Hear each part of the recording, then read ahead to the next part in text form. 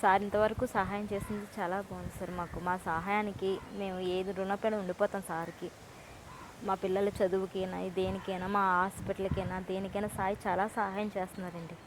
Sir చేసిన దానికి చాలా మేలుగా చేస్తున్నారండి. మా పిల్లలకి ఇన్నాళ్ళంటే ఫీజులు కట్టడానికి చాలా ఇబ్బంది పడేవారండి. ఇప్పుడు ఆ ఇబ్బంది లేకుండా సార్ నెలకి 2000 పంపించడం వల్ల చాలా ఇదిగా ఉంది సార్.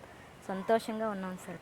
ఇంకా చెప్పాలంటే మా ఆరోగ్యానికి షుగర్ టెస్టులు అనగా ఈ టెస్టులు అనగా బీపీ టెస్టులు అనగా చాలా వరకు చాలా సాయం చేస్తున్నారండి. ఆ సాయానికి మేము ఎంత ఇచ్చుకున్నా అతనికి రుణపడి ఉంటాం సార్. మేము జీవితంలో మాత్రం చాలా వినాలంటే ఫీజు కట్టాలంటే ఎప్పుడు ఫోన్ వస్తుందా, ఎప్పుడు చెప్పాలా, సమాధానం ఏం చెప్పాలి అని టెన్షన్తో ఉండేవారు అండి. ఇప్పుడు ఆ టెన్షన్ లేకుండా నెలలకి 2000 పడిన తర్వాత ఒక 3000 కట్టిన దగ్గర 2000 అతను వేస్తే 1000 రూపాయలు కట్టడం చాలా ఈజీగా ఉన్నాం సార్. మేము ఆ సహాయానికి మాత్రం ఎవరు వేస్తున్నారో కూడా తెలియకుండా వేస్తున్నారండి. ఫోన్ పేలోనే వచ్చేస్తున్నాయి ఫస్ట్ కానీ ఫస్ట్ వస్తున్నాయి సార్.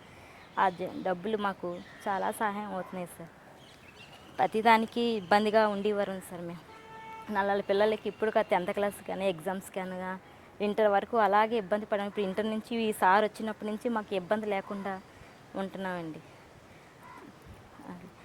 కానీ ఇప్పటికి చాలా చాలా బాధలతో ఉండేవారు సార్. ఆ బాధ లేకుండా సార్ చాలా ఇదిగా మాకు ఇంత అని పేరుగా మాకు అసలు మా మొహాలు తెలియకుండానే సార్ ఇది చేయడం, అతను రావడం చేయడం చాలా ఇది సార్.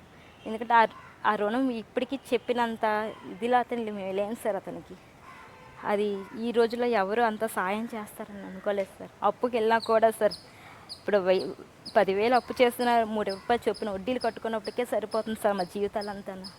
మేము ఇప్పుడు ఇల్లు కట్టుకున్నా కూడా వడ్డీ మీదే కట్టుకున్నాం సార్. దాని మీద చాలా బాధపడుతూ ఉన్నాం సార్. కానీ సార్ మాత్రం మా అమ్మాయి చదువుకి మాత్రం చాలా ఇచ్చేసారు సార్. మా అబ్బాయి కోసం కూడా అడిగారు సార్. కానీ సార్ మా అబ్బాయి చదువుకోవట్లేదు సార్, మా అమ్మాయి ఉందే సార్ అంటే ఏం చదువుతుందమ్మా ఏంటి అని మా కోసం అడిగి చేసి ఇంకొంట అవన్నీ చేసిన తర్వాత మమ్మల్ని అడిగారండి.